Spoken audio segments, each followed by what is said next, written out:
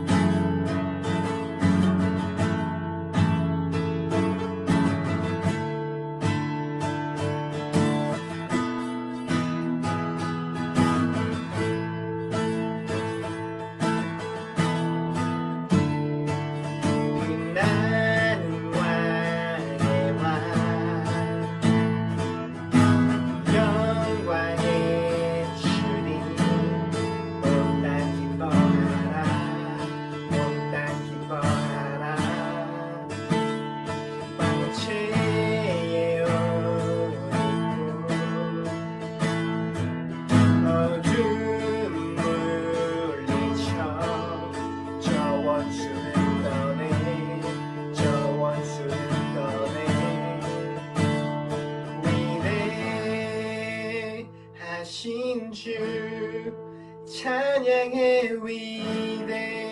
위대하신 주 모두 알게 되리라. 위대하신 주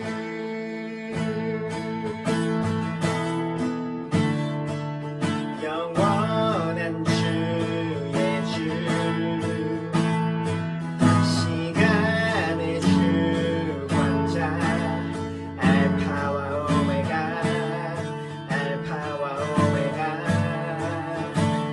산 위의 하나님 아바 성령 예수 사자와 어린 양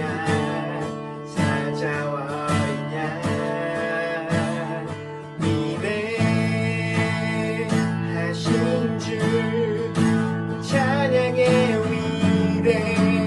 위대하신 주 모두 알게 되리라. 위대하신 주 위대하신 주 위대하신 주 찬양해. 위대하신 주 모두 알게 되리라. 위대하신 주 모든 이름 위에 모든 이름 위에 뛰어나신 이름 나 찬양해. 위대하신 주 모든 이름 위에 모든 이름 위에 뛰어나신 이름 날 찬양해. 위대하신 주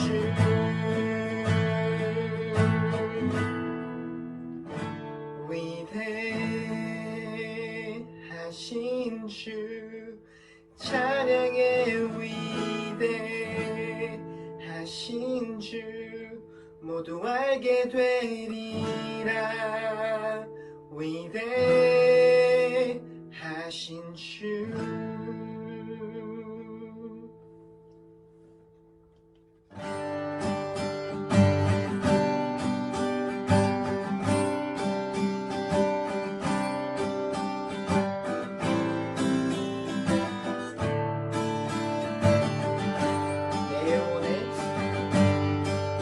내 영혼의 그 깊이 깊은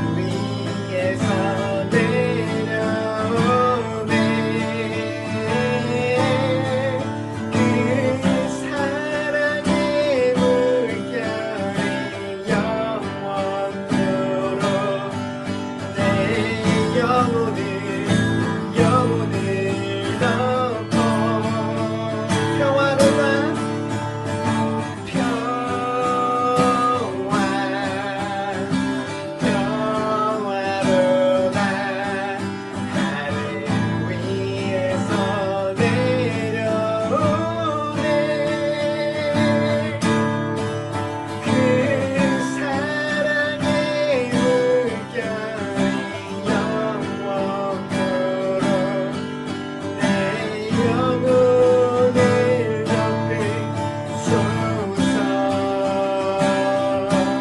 그 사랑의 물결이 내 영혼 덮어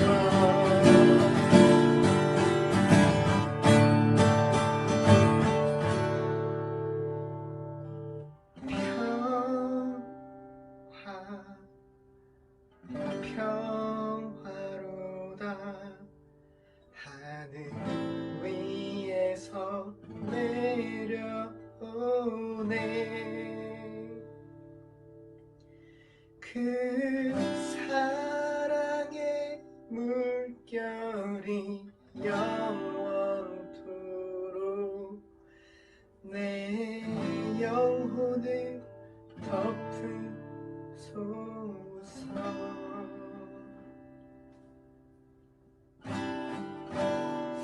우리 시간 함께 예배를 위해서 기도하셨으면 좋겠습니다.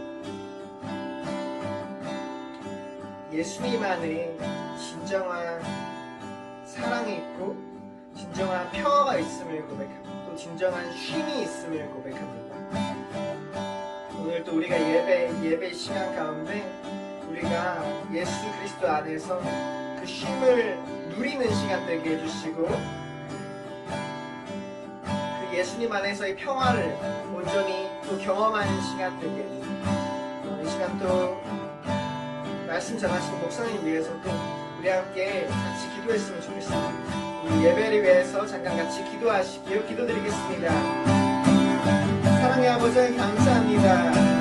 주님, 주님 우리 마음 가운데 세상이 줄 수 없는 평화, 주님 세상이 주는 것과는 결코 같지 않은 그런 평화를 주심에 감사합니다. 주님, 우리가 그 하늘나라의 기쁨을 누리며 사는 자들로서 마땅히 이 세상의 빛과 소금으로 살아갈 수 있게 도와주세요. 주님, 이 예배 가운데 나아갑니다. 주님, 이 예배 가운데 우리 마음이 오늘 주님 앞에 드려오니 주님 온전히 만나는 시간 되게 해주시고 우리를 온전하게 채우시고 회복시키시는 이 예배의 능력이 예수 그리스도의 능력이 오늘 예배 시간 가운데 주님 선포되어지게 해주시옵소서. 또 주님 목사님 말씀 전하시는 가운데 또 지혜 더하여 주셔서 그 말씀을 통해서 우리가 필요한 것들을 깨닫고 배울 수 있게 도와주시옵소서.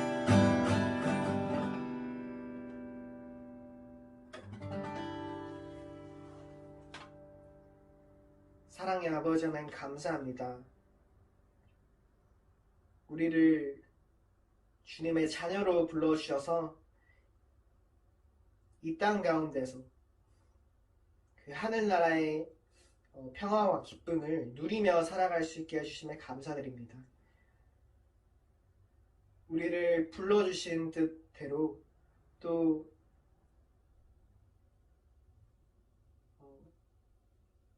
우리 이웃들을 하나님께로 인도할 수 있는 자들 될 수 있게 도와주시고 예배의 시간 가운데 우리를 창조하시고 회복하시는 그 예수 그리스도의 능력을 또 경험하는 시간 되게 해주세요. 감사드립니다. 예수님의 이름으로 기도드립니다. 아멘. 이 시간 사도신경으로 우리 신앙을 고백하시겠습니다. 나는 전능하신 아버지 하나님 천지의 창조주를 믿습니다. 나는 그의 유일하신 아들 우리 주 예수 그리스도를 믿습니다. 그는 성령으로 잉태되어 동정녀 마리아에게서 나시고 본디오 빌라도에게 고난을 받아 십자가에 못 박혀 죽으시고 장사된 지 사흘 만에 죽은 자 가운데서 다시 살아나셨으며 하늘에 오르시어 전능하신 아버지 하나님 우편에 앉아 계시다가 거기로부터 살아있는 자와 죽은 자를 심판하러 오십니다. 나는 성령을 믿으며 거룩한 공교회와 성도의 교제와 죄를 용서받는 것과 몸의 부활과 영생을 믿습니다. 아멘. 우리 함께 기도하시겠습니다. 하나님 아버지 은혜를 감사합니다. 오늘도 주일을 맞이하여 우리가 신령과 진정으로 예배드리게 하시고 말씀 가운데 은혜가 있게 하시며 또 말씀으로 은혜 받아 세상 가운데 승리하는 저희들 되게 하여 주시옵소서. 지금 2500년 전에 미가를 통하여서 하나님께서 이스라엘 백성들에게 경고하신 것들을 우리가 지금 2500년이 지난 오늘날에도 우리가 똑같은 전철을 밟고 있지 않은지 우리를 돌아보게 하시고 이 땅의 부정부패와 비리와 독재와 아버지 하나님 악행들이 사라지게 하여 주시옵소서. 감사드리며 예수님 이름으로 기도했습니다. 아멘. 안녕하세요. 백목사의 시사읽기. 자, 이번 시간은 경제정의 실천연합에 대해서 알아보도록 하겠습니다. 경제정의 실천연합, Citizens Coalition for Economic Justice라고 하죠. 자, 개요는 1989년 공정한 소득분배에 기초한 경제정의를 실현하라는 취지로 발족한 시민단체입니다. 이 약칭 우리가 경실련이라고 하죠. 경실련. 자, 그래서 대한민국 시민운동의 개념을 최초로 뿌리낸 단체이다. 그래서 1990년대 이후에는 참여연대, 환경운동연합과 함께 가장 규모가 큰 3대 시민단체다. 1993년에 김영삼 대통령 때 금융실명제를 제정하는 데 큰 공헌을 했다. 일한 만큼 대접받는 사회라는 기치를 내걸고 특정 당파나 이념에 얽매이지 않으며 시민의 공익을 우선을 하는 비당파성을 지향한다. 자, 2003년에는 대한민국 최초로 대한노벨상이라고 불리는 라이츠 리블리후드 어워드라는 상을 수상하였다고 합니다.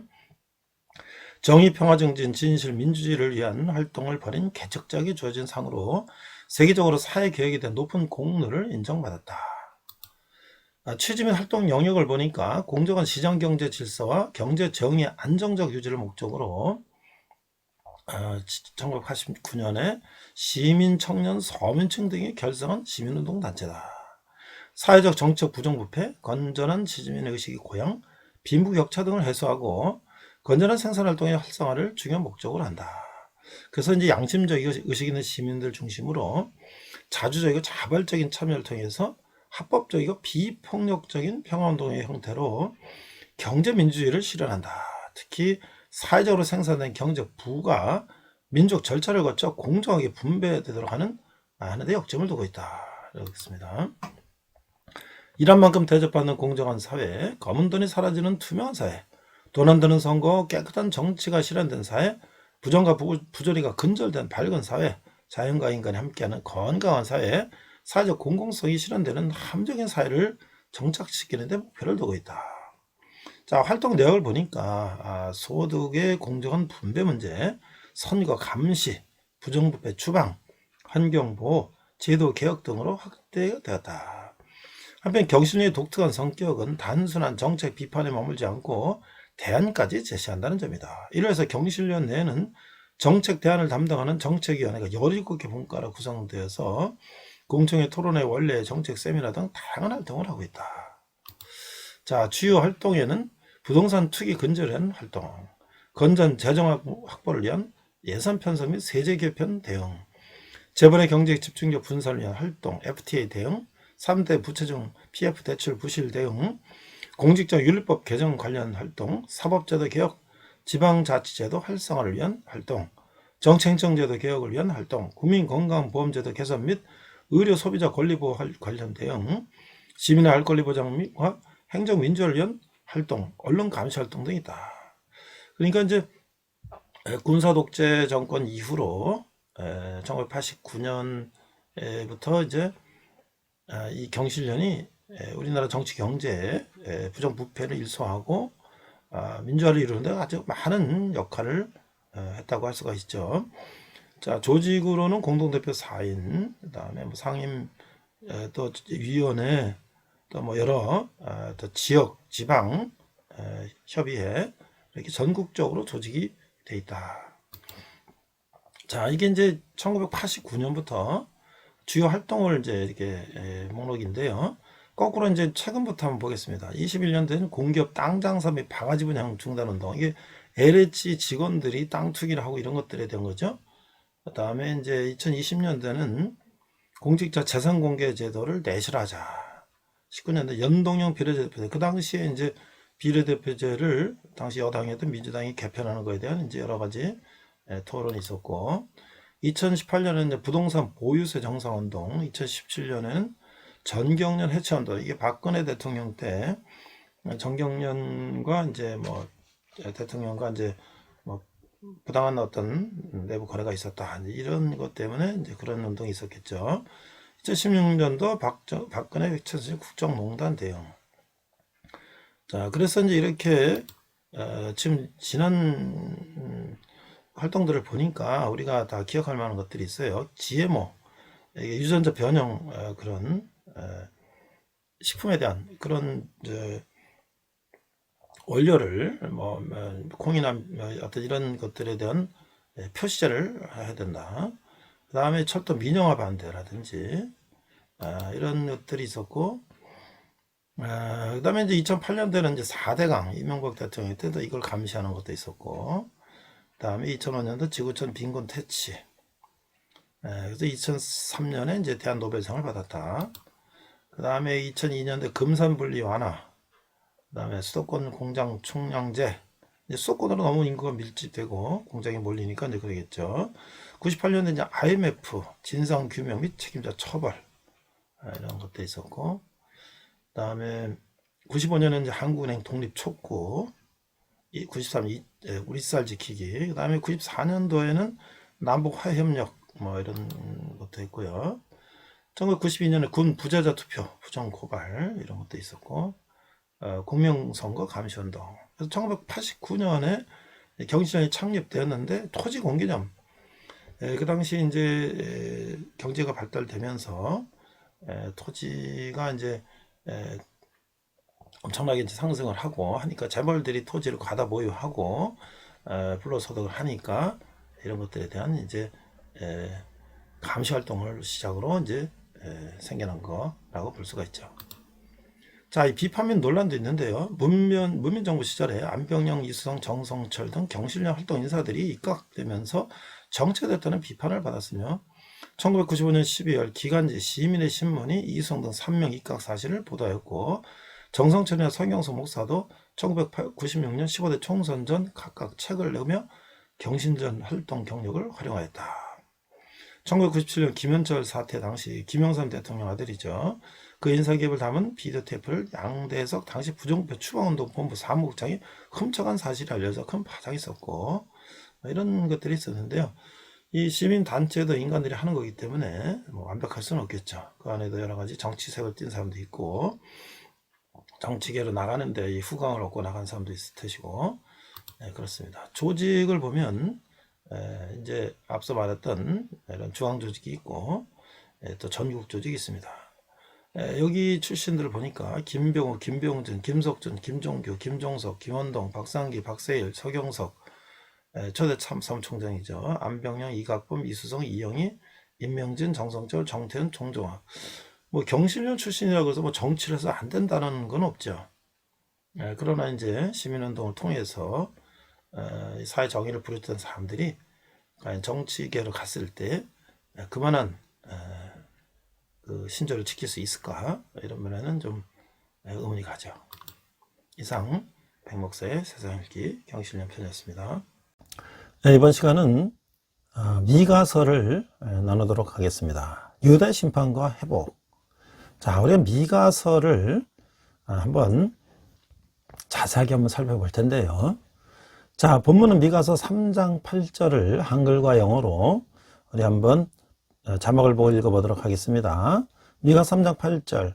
오직 나는 여호와의 영으로 말미암아 능력과 정의와 용기로 충만해져서 야곱의 허물과 이스라엘의 죄를 그들에게 보이리라. 자, 미가 3장 8절입니다. On the other hand, I am filled with power with the spirit of the Lord and with justice and courage to make known to Jacob his rebellious act, even to Israel his sin. 이렇게 되어 있어요. 자, 우리가 미가는 자주 읽지 않는 그런 성경이죠. 우리가 미가는 어떻게 읽어야 될 것인가? 이게 겸손히 하나님과 함께 행하라 라는 것이에요. 자, 지도자와 백성 모두가 총체적으로 부패한 나라의 소망이 있을까? 이런 나라는 멸망만을 기다리고 있을 것입니다. 북이스라엘과 남유다의 멸망은 모두 지도자와 백성이 총체적으로 부패한 결과였다는 것이죠. BC 750년에서 690년경에 활동한 미가는 BC 722년경에 아수르에 의해 북이스라엘의 멸망을 직접 눈으로 봤던 것이죠. 그리고 앞으로 다가올 유다의 멸망 원인을 하나님 백성들의 총체적 부패에서 찾고 있는 것이죠.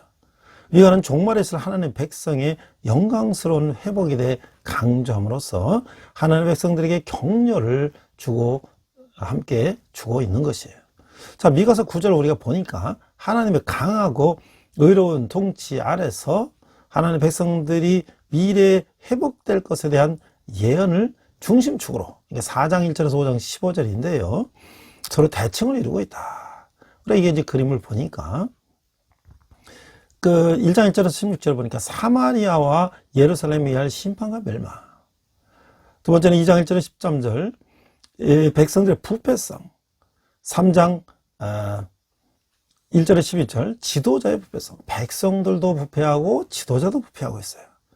자, 그런데 중심축은 4장 1절에서 5장 15절에 보니까 하나님의 백성들이 회복될 것을 예언하고 있는 거예요. 그리고 다시 대칭으로 보니까 6장 1절에서 16절은 지도자의 부패상과 하나님의 요구가 있고요.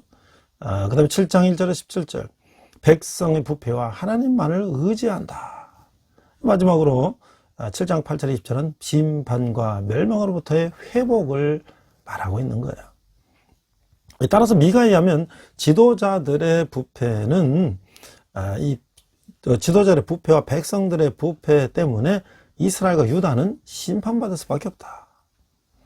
그러나 희망은 하나님께로부터 온다는 사실을 강조하고 있는 것이죠. 하나님께서는 열국을 통치하시며 유다의 남은 자들을 회복시키실 것이다. 또한 하나님께서 메시아를 보내어 이스라엘 총체적인 부패에서 해방시켜 영광스러운 미래를 만드실 것이다 라고 말씀하고 있는 거예요. 미가를 통해서 보여준 하나님께서 진정으로 원하시는 하나님의 백성의 삶은 공의를 행하며 인자를 사랑하고 겸손히 하나님과 함께 행하는 것이다. 이거는 하나님의 백성들이 온전한 마음에 새기고 있어야 할 소중한 진리라고 하는 것이죠. 자, 우리가 이제 좀 더 자세히 들여다보면, 이 개를 보면 유다의 심판과 회복에 대해서 1장의 3장은 임박한 심판에 대한 선언을 하고 있어요. 4장 5에서 5장은 약속된 궁극적 축복을 말하고 있고, 6장의 7장은 현재의 회개를 촉구하고 있는 것이에요. 그런데 이 줄거리를 보니까 유다의 아하스 왕은 하나님의 성전에 이교도들의 우상을 세우고 나중에는 성전을 아예 폐쇄해버렸어요. 히스기야가 왕이 됐을 때 유다는 회복의 길로 들어서게 되는데 미가는 이사야와 동시에 활약했던 선지자였다라고 하는 것이죠. 이사야는 주로 왕실을 상대로 사역을 했고 미가는 평민들을 상대로 사역을 했어요. 미가는 북왕국의 마지막 선지자였고 또한 사마리아 북왕국 수도와 그 예루살렘 남왕국 수도에서 동시에 활약을 했던 것이죠. 자, 미가는 사마리아의 멸망 BC 722년에 대해서 예언하면서 아수르 군대가 한 성읍씩 덮치면서 애굽을 향한 연한 평화를 따라 예루살렘 문에까지 밀고 올라오는 환상을 보고 있는 거예요. 1장에 나오고 있어요. 미가는 성 안의 벼락부자들은 나라의 토지를 탐내는 등 이 세대의 바닥에 떨어진 경제 정의와 사회 정의를 외치며 가난한 자들의 권리를 옹호하고 있는 거예요. 그러니까 이 미가는 사회 정의를 외치고 있었다는 것이죠. 바벨론 유수에 이 여호와께서는 남은 자들과 함께 새로이 시작할 것이다. 이게 2장이에요. 불의한 통치자들, 부패한 선자들, 여호와의 임재가 그들을 보여줄 것이라고 믿는 탐욕스러운 제사장들은 미혹되어 있으며 심판을 자초한다. 이게 3장이에요. 장차 열방은 하나님의 도를 배우기 위해 예루살렘으로 올 것이며 거기에는 전 세계적인 평화가 있을 것이다. 그 전에 포로들은 바벨론에서 돌아오고 예루살렘은 비록 포위 공격을 당하고 있긴 하지만 승리할 것이다. 베들레헴에서 위대한 통치자 이 메시아가 나올 것이며 백성들을 재결합시킬 것이다. 그렇게 되면 남은 자들은 믿음의 집단이 될 것이다 이게 4장 5정이에요. 여호와께서 그의 백성들이 그와 함께 변론하도록 초청하신다. 그는 값비싼 재물이 아니라 거룩한 삶을 원하신다. 상업에서의 교활한 풍습을 그만둬야 된다. 6장의 말씀이고요. 미가는 이스라엘의 상황을 한탄하고 있어요.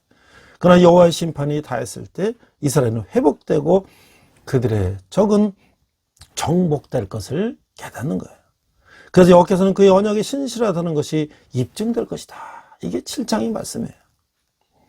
자, 그럼 우리가 이제 본문을 하나씩 읽어볼 텐데요. 미가서 이제 1장 3장 보니까 임박한 심판에 대해서 선을 하고 있는데, 하나님 미가 선지자를 통해서 부패한 지도자, 국가 지도자뿐만 아니라 모든 지도자들이 다 포함된다고 말씀하고 있는 거예요. 그들에게 하나님의 공의로운 심판을 일깨워주고 백성들에게는 하나님의 구원의 소망을 심어주기 위해서 이 예언서를 쓰게 했다. 그래서 미가서 1장 1절을 보니까 유다의 왕들 요담과 아하스와 히스기야 시대 모레셋 사람 미가에게만 여호와의 말씀 곧 사마리아와 예루살렘에 관한 묵시라. 자, 미가서 1장 2절에서 6절 보니까 야곱의 허물과 이스라엘의 죄를 이렇게 고발하고 있어요. 이게 누가 보나? 백성들이 지도자를 고발하고 있는 거야. 2절, 백성들아 너희는 다 들을지어다. 땅과 거기에 있는 모든 것들아 자세히 들을지어다. 주 여호와께서 너희에게 대하여 증언하시되 곧 주께서 성전에서 그리할 것이니라. 여호와께서 그의 처소에도 나오시고 강림하사 땅의 높은 곳을 밟으실 것이라. 그 안에서 산들이 높고 골짜기들이 갈라지기를 불 앞에 밀초 같고 비탈로 쏟아지는 물 같을 것이다. 여기 하나님이 오실 때 이 엄청난 광경을 설명하는 거야. 5절, 이는 다 야곱의 허물로 말미암으며 이스라엘 족속의 죄로 말미암으나 야곱의 허물이 무엇이냐? 사마리아가 아니냐? 유다의 산당이 무엇이냐? 예루살렘이 아니냐? 6절, 이러므로 내가 사마리아를 돌의 무더기같이 포도심을 동상 같게 하며 그 돌들을 골짜기에 쏟아내리고 그 기초를 드러내며 7절, 그 새긴 우상들은 다 부서지고 그 음행의 값은 다 불살라지며 내가 그 목상들을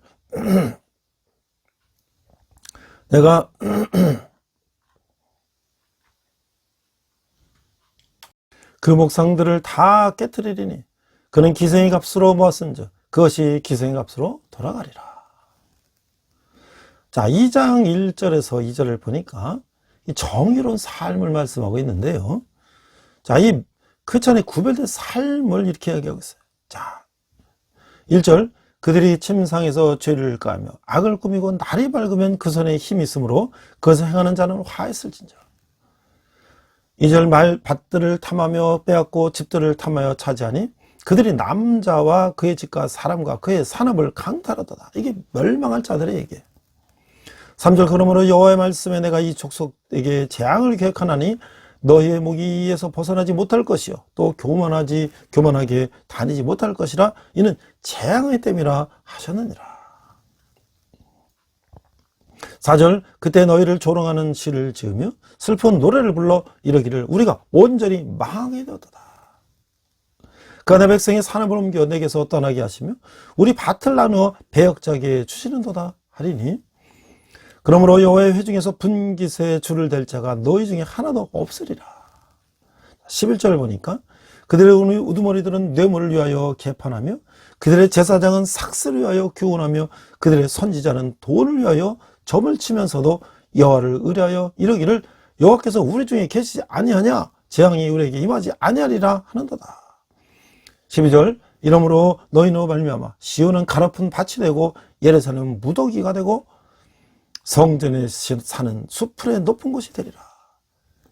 심지어 정치인, 경제인, 제사장들까지, 종교인들까지도 부정부패라고 그러면서도 하나님이 함께 하신다고 말해서 하고 있다는 거예요. 이 힘을 가진 자도 언제나 그 힘을 사용하고 있어요. 그 힘을 연약한 사람들 돕는 데 서는 것이 아니라 돕는 데 사용해야 되는데 그것이 하나님의 사랑을 실천하는 것이라는 거죠. 그러나 그리스도의 사랑을 그 생각 속에 품고 있지 않는 사람들은 그 죄의 본성 때문에 그 힘을 악하게 사용하는 경향이 있다는 거예요. 미가 선지자 당시 유다의 힘 있는 자들은 남의 재산과 땅을 탐내며 그것을 불법으로 빼앗고 취하는 거예요. 그런 과정에서 불법을 차행하며 정의를 짓밟고 있어요. 그래서 미가 선지자는 바로 이런 행위에 대해서 하나님의 엄정한 경고를 전달하고 있는 거예요. 하나님께서 미가 선지자를 통해서 이루시고 했던 정의는 오늘 우리에게서 이루어지고 사는 정의와 같은 것이다 라고 말하고 있는 것이죠. 에베소 5장 5절 보니까 신약 성경에서도 탐욕에 대해서 이렇게 말씀하고 있어요. 너희도 정령이 것을 알거냐. 음행하는 자나 더러운 자나 탐하는 자 곧 우상 숭배하는 자는 다 그리스도의 하나님의 나라에서 기업을 얻지 못하리라.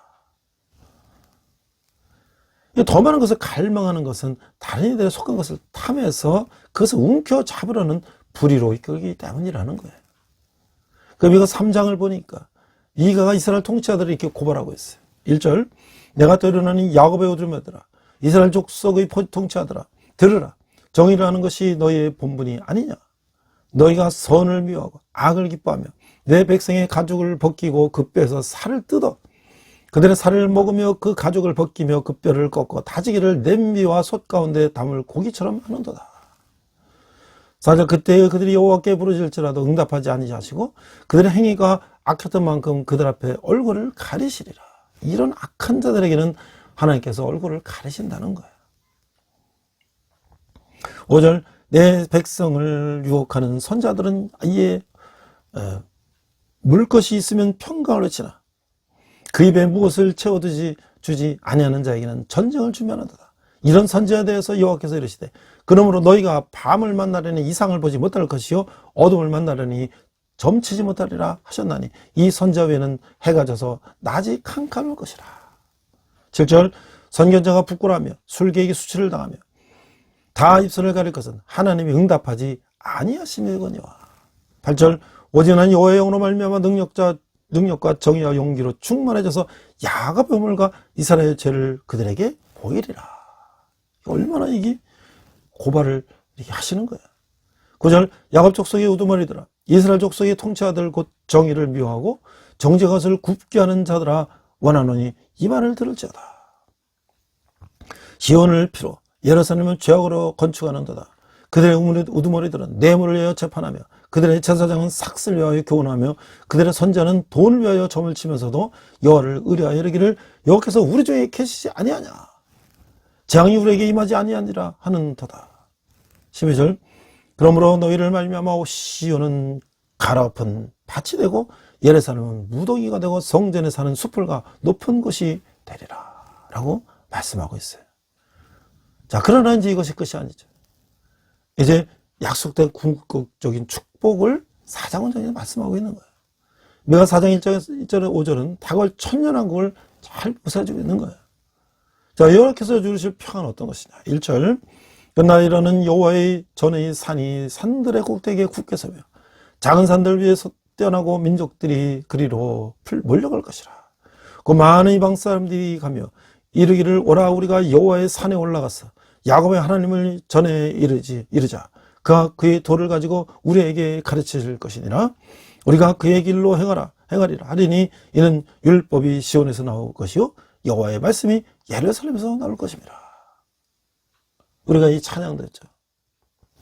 오라 우리가 여호와의 산에 올라 하나님의 우리가 이 찬양을 부르는 게 바로 이 천년왕국을 말하는 거예요. 3절 그가 많은 민족들 사이에 이를 심판하시며 먼 곳 강한 이방 사람들을 판결하시리. 우리가 그 칼을 쳐서 보습을 만들고 창을 쳐서 낫을 만들 것이며 이 나라와 저 나라가 다시는 칼 들고 서로 치지 아니하며 다시는 전쟁을 연습하지 아니하고 4절 각 사람이 자기 포도나무 아래에 자기 무화과나무 아래에 앉을 것이라. 그들을 두렵게 할 자가 없으리니 이는 만군의 여호와 입이 이같이 말씀하셨습니다.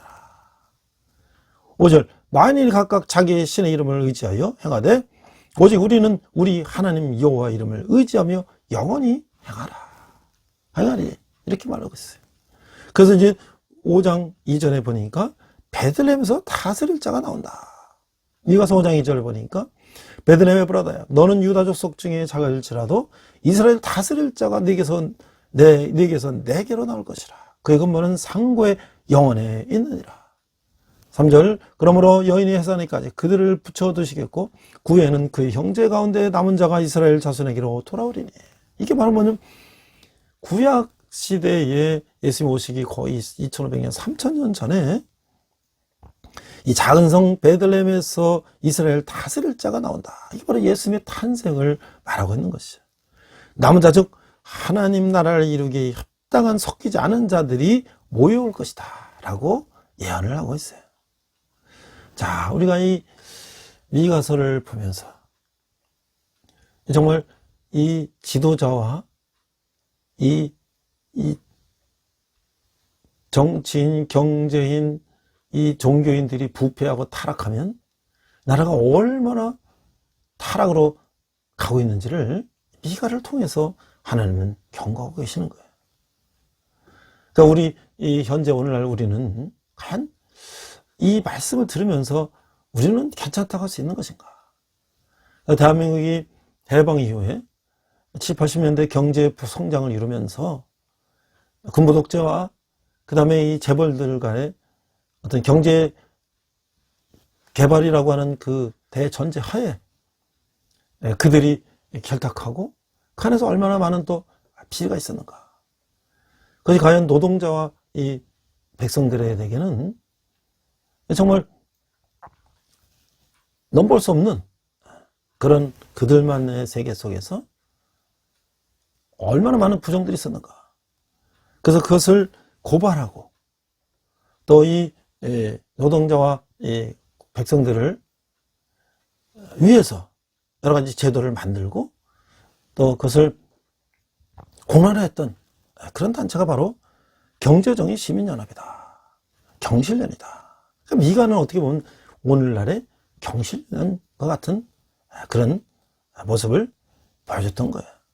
자, 이 1989년에 경실련이라고 하는 것이 생겼는데, 제가 한번 자료를 찾아보니까 1989년 7월 8일에 경제정의를 실현함으로써 민주복지국가의 기틀을 마련하는데 이바지할 목적으로 시민들이 자발적으로 결성한 단체다. 이 약칭은 경실련이라고 하는데 Citizens Coalition for Economic and Justice라는 CCEJ라는 거예요.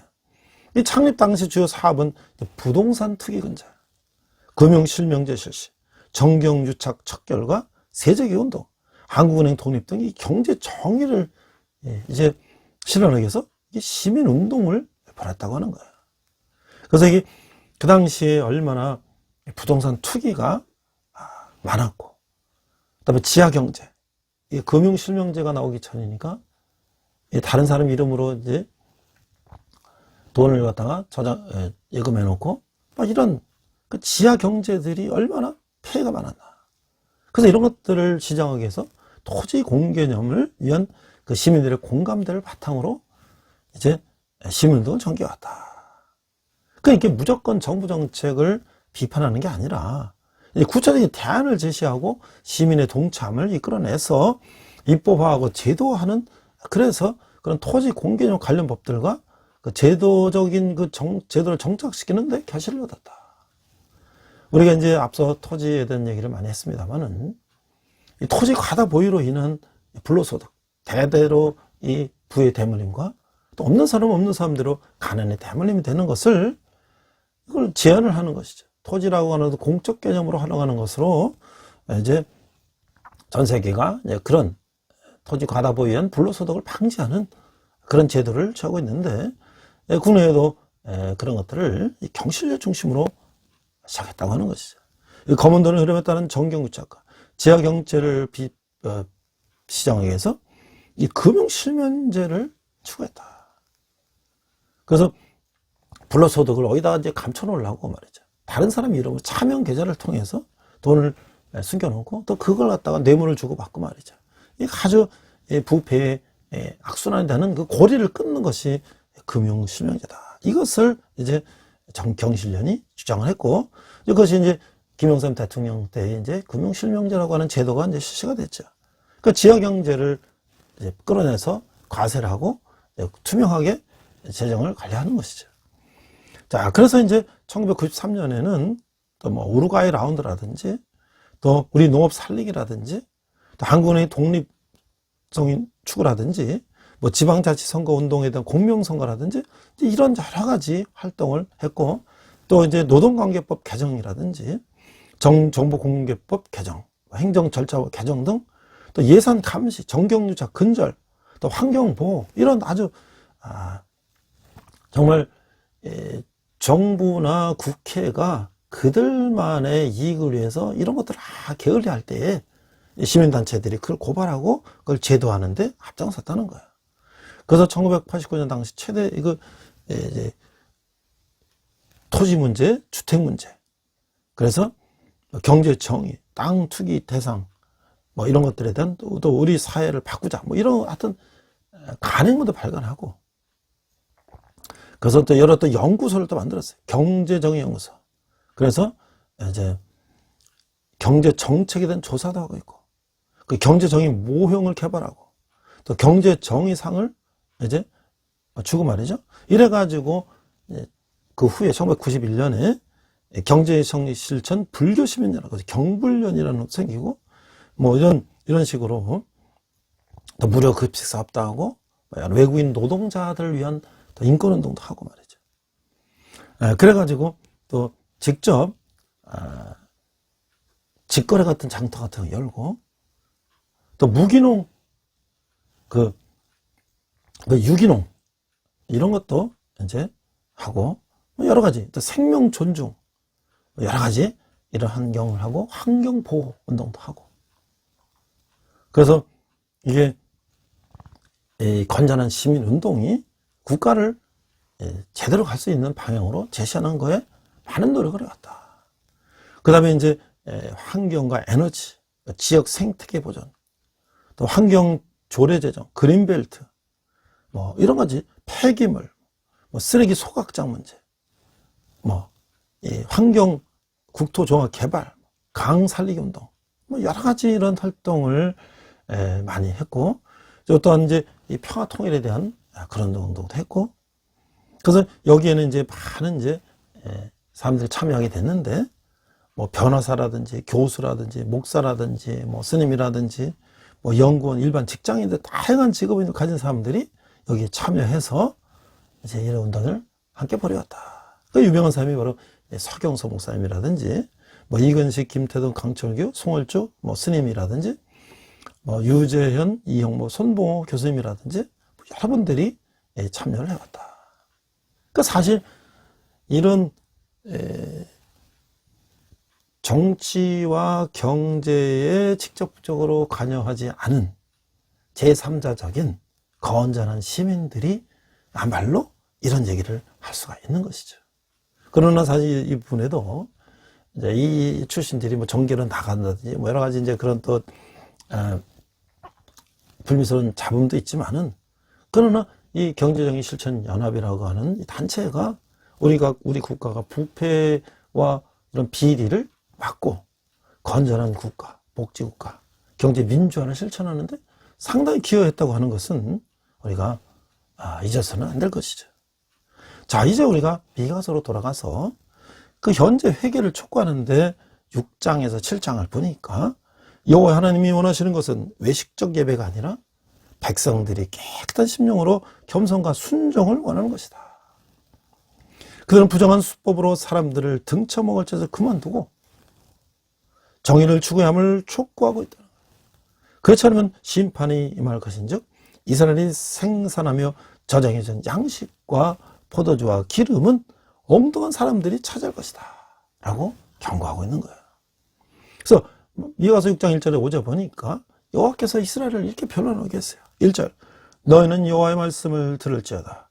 너는 일어나서 산을 향하여 변론하여 작은 산들이 내 목소리를 듣게 하라 하셨나니 너희 산들과 땅이 견고한 지대더라. 너희는 여호와와 변론을 들으라. 여호와께서 자기 백성과 변론하시며 이스라엘과 변론할 것이라. 3절, 이르시기를 내 백성아 내가 무엇을 내게 행하였으며 무슨 일로 너를 괴롭게 하였느냐. 너는 내게 증언하라. 4절, 내가 너를 애굽 땅에서 인도해내어 종노릇하는 집에서 속량하였고 모세 아론과 미람을 내 앞에 보냈느니라. 5절, 내 백성아 너는 모압 왕 발락이 꾀한 것과 부월 아들 발람이 그에게 대답한 것을 기억하며 시딤에서부터 길갈까지 의 일을 기억하라. 그러면 나 여호와가 공의롭게 행한 일을 아니라 하실 것이니라.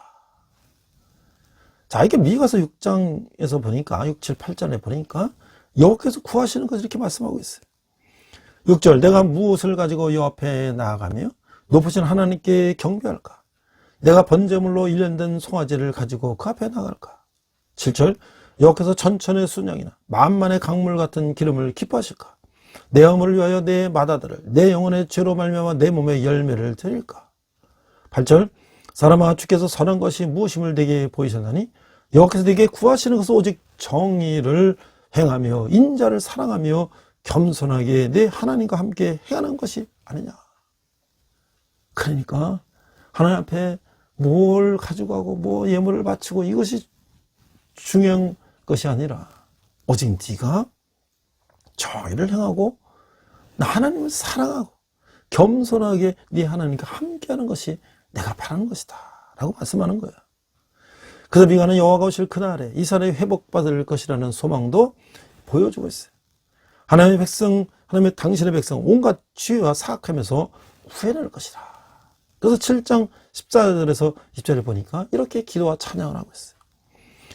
14절, 원하건대 주는 주의 지팡이로 주의 백성국 갈멜 속 삼림에 홀로 거주하는 주의 기업의 양떼를 먹이시되 그들을 옛날같이 바산과 길라스에서 먹이시옵소서. 15절, 이르시되 내가 예굽 땅에서 나오던 날과 같이 내가 그들에게 이적을 보이리라 하셨느니라. 16절, 이르되 너희 여러 나라가 보고 자기의 세력을 부끄러하며 손으로 그 입을 막을 것이요 귀는 막힐 것이며. 17절, 그들이 뱀처럼 티끌을 핥으며 이 땅에 기는 벌레처럼 떨며 그 좁은 구멍에서 나와서 두려워하며 우리 하나님 여호와께로 돌아가서 주로 말미암아 두려워하리다. 18절, 주와 같은 신이 어디 있으리까? 주께는 죄악과 그 겹에 남은 자의 허물을 사유하시며 인애를 기뻐하심으로 진노를 오래 품지 아니하시니이다. 19절, 다시는 우리를 불쌍히 여기셔서 우리의 죄악을 발로 밟으시고 우리의 모든 죄를 깊은 바다에 던지시리이다. 20절, 주께서 옛적에 우리 조상들에게 맹세하신 대로 야곱에게 성실을 베푸시며 아브라함에게 인애를 더하시리이다. 자, 그러니까 우리가 하나님께서 우리에게 은혜를 베푸시는 것은 우리가 정의롭게 하나님을 사랑하며 하나님과 함께 할 때 그렇다는 거예요. 그냥 무조건 우리가 부정부패와 비리를 저지르면서 하나님 우리를 구하실 거라는 것은 하나님은 절대 듣지 않으신다는 거예요. 그래서 우리가 이 미가서를 정리해 보면 그 미가서는 불의한 자들을 향한 책망과 권면의 책이다. 미가는 유다의 불의한 권세자들을 향해서 하나님의 책망을 선포했다.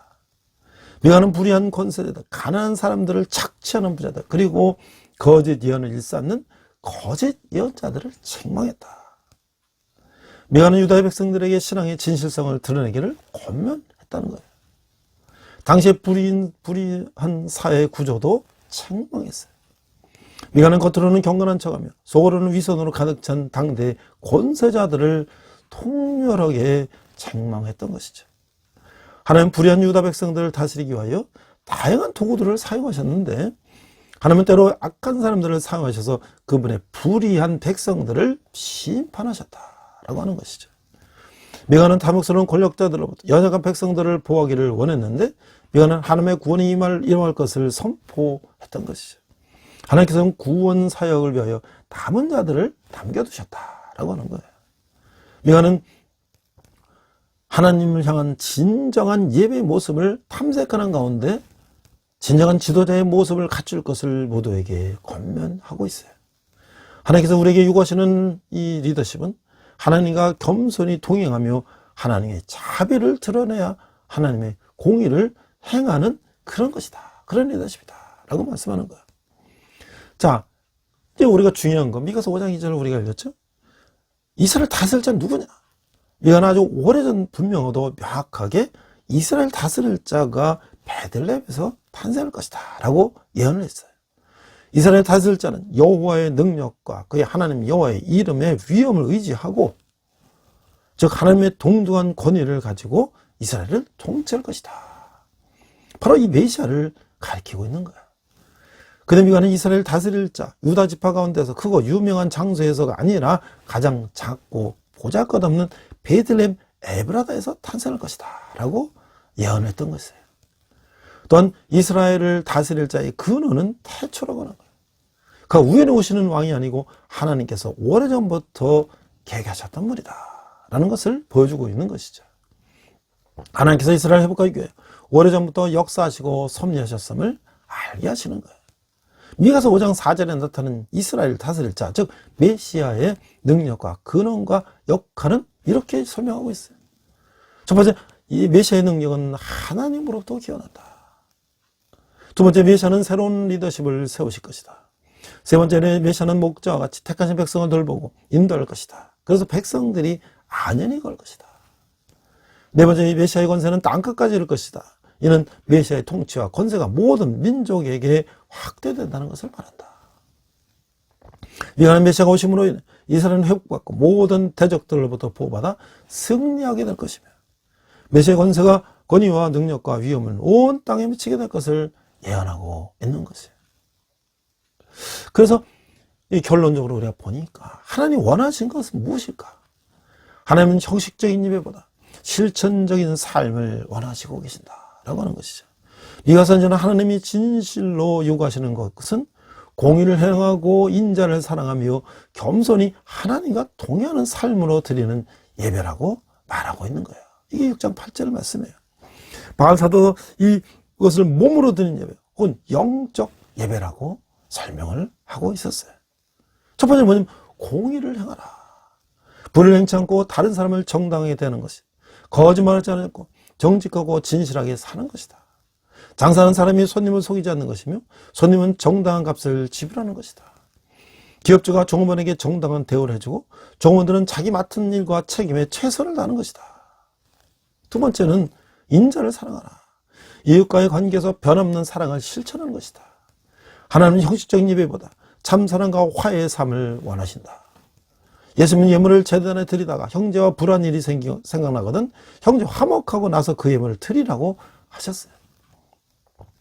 칼메닝 박사는 그가 많은 환자를 치유할 수 있던 비결을 이렇게 말했어요. 사랑은 병든 세상을 치유하는 유일한 약입니다. 인간은 진정한 사랑을 주고받을 때 육체적이든 정신적이든 대부분의 병이 치유됩니다. 세 번째는 겸손히 하나님과 동행하라. 인간은 하나님과 교제하고 동행할 때 가장 행복한 삶을 살 수 있는데 하나님과 동행한 삶을 살면 겸손해야 된다. 인간관계에서 교만한 사람은 친구로 사귀기가 어렵다고 하는 거예요. 그러나 겸손한 사람 곁에는 많은 사람들이 모여들어요.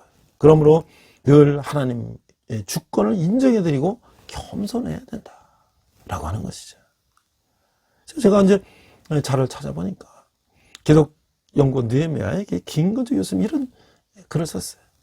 이 교회 회복은 공공성 회복이다. 자, 이제 종교개혁 500년을 맞아서 한국 교회가 가장 회복할 것은 단연 공공성이다. 인간은 하나님의 형상을 따라 처음 지음받았다는 핵심은 이 관계다. 교회는 세상 어떤 관계를 가지고 있나? 예수님 말씀에 따르면 교회는 세상의 빛이다. 그러나 교회는 필연적으로 공공선을 위해서 존재밖에 없다는 거예요. 미가서에 나오는 하나님의 재판이 보여주듯 교회는 온 열방에 공의를 세우는 공적 존재다라고 하는 것이죠. 여호와 하나님을 경외하는 것에는 공공선에 대한 묵상이 담겨져 있는 것이죠. 시내산 율법을 포함해서 모세오경에 담긴 율법 대부분은 2명 이상으로 구성된 공동체를 향한 선포라고 하는 거예요. 심지어 레위기 19장 2절에 나오는 거룩하라는 명령마저도 공동체를 향한 메시지다. 심지어 레위기 19장 2절에 나오는 거룩하라는 명령마저도 공동체를 향한 메시지다. 너는 이스라엘 자손의 온 회중에게 말하여 이르라. 너희는 거룩하라. 이는 나 여호와 너희 하나님이 거룩함이라. 라고 말하고 있는 거예요. 즉 한국교회가 말하는 거룩함은 완전히 개인화되고 파편화되어 있다. 기독교는 거룩은 개인적인 기도생활이나 혼자 누리는 깊은 교제로는 불충분하다고 하는 거예요. 거룩은 공동체적으로 이루어져야 된다는 거예요. 개인적인 것이 아니다라고 하는 거예요. 농부가 밤모퉁이 난 과실을 수확하지 않고 그 땅에 가난한 자와 나그네를 위해서 남겨두는 것이 곧 거룩이다 하는 거예요. 성경 공동체란 하나님의 말씀이고 이스라엘뿐 아니라 열방에 유익되는 하나님의 법이라고 하는 거예요. 오늘 교회도 사회 전체를 유익하게 하는 공공성을 지향해야 된다. 교회가 예배를 중요하게 생각하는 것처럼 구약 이스라엘 백성은 제사로 하나님과의 관계를 세우려고 했어요. 솔로몬을 비롯해 많은 왕은 제사에 엄청난 공을 들였어요. 그러나 예언자들은 제사를 거두고 삶을 드리라고 말을 했던 것이죠.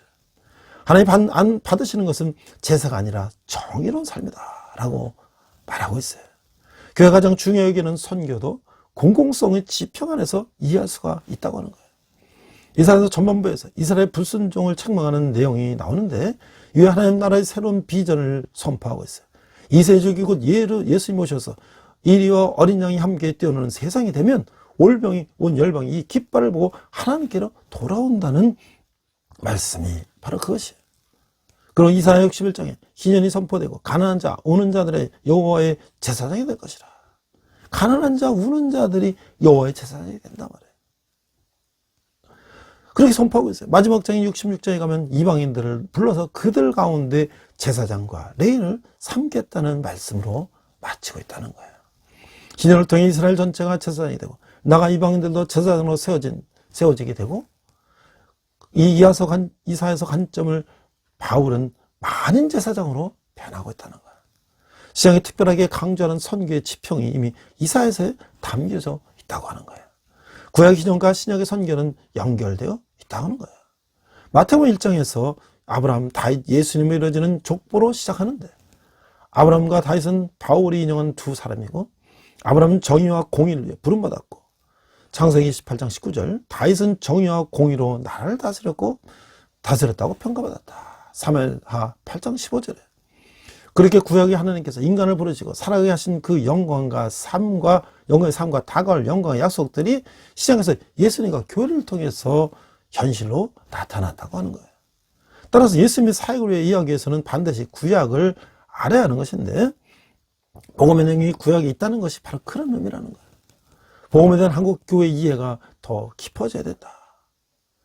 그래서 이제 우리가 한국 교회가 더욱더 공공성을 해보게 된다. 구약을 만나는 순간 우리의 신앙은 완전히 새롭게 된다. 구약은 참 경이로운 책이다. 지금으로부터 수천 년 전에 쓰인 문건인데 지금도 소화하기 어려운 급진적인 생각이 들어있다는 거예요. 복음의 윤리적 지평이 결여되어 있다는 비판도 사실 구약과 신약을 분리해서 이해하기 때문에 생긴 오해일지도 모르겠다고 하는 거예요. 복음의 내용이 구약에 담겨 있다는 이 김근지 교수의 이야기에서 우리는 새로운 교회, 새 본질에 가까운 교회를 꿈꾸게 된다라고 말하고 있어요. 너희 죄가 진홍같이 붉을지라도 양털같이 시게 하리라. 그것은 그냥 우리가 아무런 행동도 하지 않는데 하나님이 그런 게 아니라 우리의 모든 삶과 우리의 행위와 모든 것을 다 회개하고 돌아왔을 때 하나님께서 우리의 죄를 용서해 주신다는 거예요. 오늘 미가선을 바라보면서 또 우리의 경실련의 활동을 바라보면서 아직도 이 땅에는 부정부패와 비리가 있어요. 그래 70년대 80년대 군부 독재를 재반의 비리를 고발하고 그들에 대항했던 사람들이 지금 그들이 이제 정치권의 기득권층이 돼서 그들이 부정부패에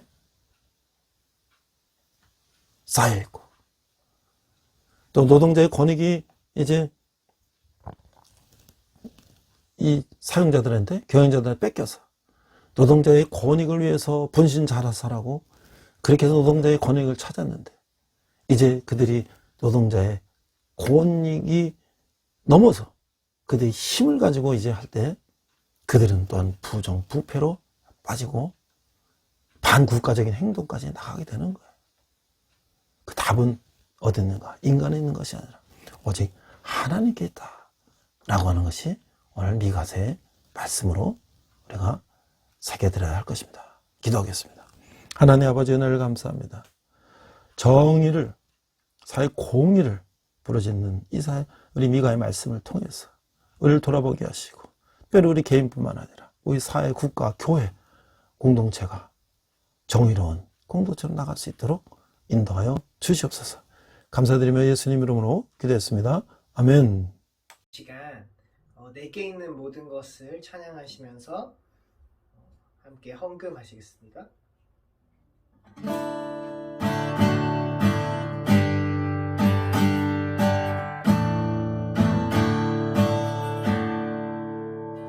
내게 있는 모든 것을 아낌없이 드리네. 사랑하고 의지하여 주를 따라 살리라. 주께 드리네. 주께 드리네. 사랑하는 구주 앞에 모두 드리네.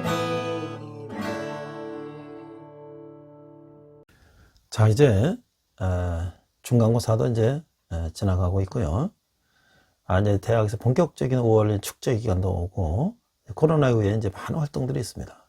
특별히 이제 우리 대학 선교단체들도 활발한 활동을 하게 되겠는데요.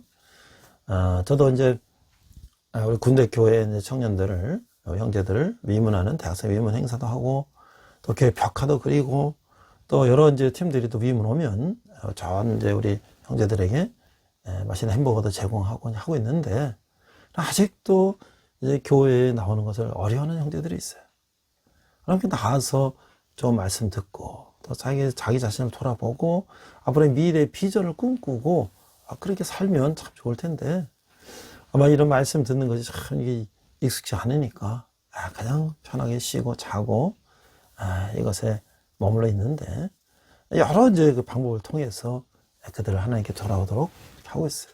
교회를 나오거나 안 나오거나 간에 같이 다 간식도 나눠 먹고 형제도 알 거예요. 누가 와서 이렇게 우리에게 위문품을 주고 이랬는데 나중에 이제 어느 애가 기억이 나겠죠. 내가 어느 날 이제 그런 위문품도 받았는데 나도 이제 그걸 갚아야 되겠다 하는 날이 오리라 생각하면서 계속 그런 일들을 하고 있습니다. 여러분이 후원하신 헌금과 후원은 우리 청년들이 주님께 돌아오는데 귀하게 사용될 것입니다. 근데 한 분이 한 달에 한 10,000원만 헌금하시면 그들이 모여서 캠퍼스나 군대에 청년들을 섬겨하는데 귀하게 사용될 것입니다. 우리 한번 기도하겠습니다. 하나님 아버지 은혜를 감사합니다. 저희 정한 예물을 주님께 드렸습니다. 이 예물을 쓰는 것마다 주님의 영광이 나타나게 하시고 특별히 청년들이 주님께 돌아오는데 귀하게 사용되게 하여 주시옵소서. 지금은 우리 주 예수 그리스도의 은혜와 하나님 아버지의 극진하신 사랑과 성령님의 가마금도 역사하심에 사회적인 공의를 부르짖는 미가의 말씀을 보며 나 개인뿐만 아니라 우리 공동체, 우리 교회와 우리 국가 사회가 그런 하나님의 공의를 실천하는 그런 것에 나아갈 때에 우리도 그 일원으로 참여하기를 다짐하는 오늘 예배를 드리는 오늘 성도들 위해 열방의 백성들과 성교사님들 위해 특별히 북한에서 고통받는 북한 농부들 위해 지금부터 영원토록 함께 하시기를 간절히 축원합니다. 아멘. 선한 능력으로 찬양하시면서 한 주간 승리하시기 바랍니다. 우리 이 시간 선한 능력으로 함께 찬양하시면서 결단의 시간 갖겠습니다.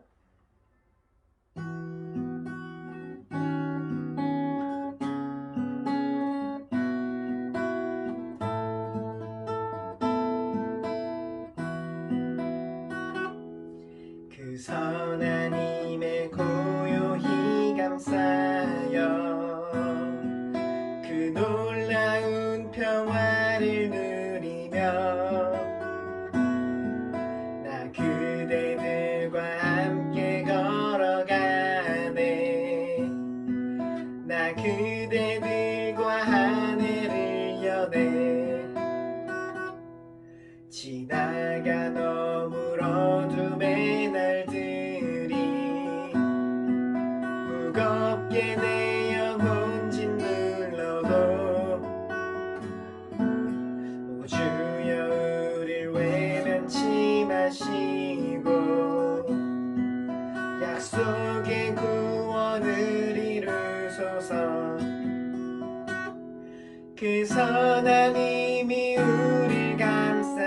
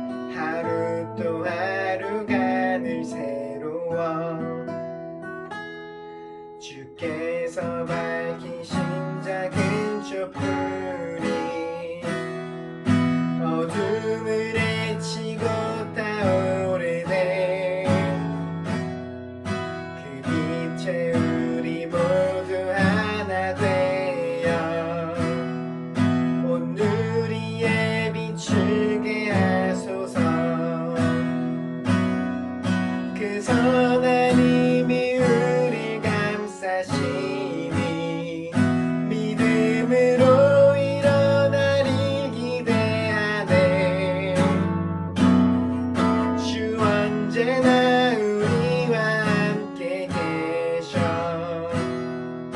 하루 또 하루가 늘 새로워. 이 고요함이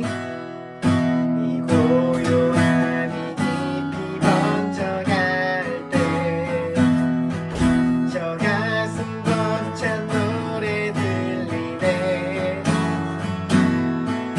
다시 하나가 되게 이끄소서. 당신의 빛이 빛나는 이 밤, 그 선한 힘이 우릴 감싸시니 믿음으로 일어나를 기대하네. 주 언제나 우리와 함께 계셔.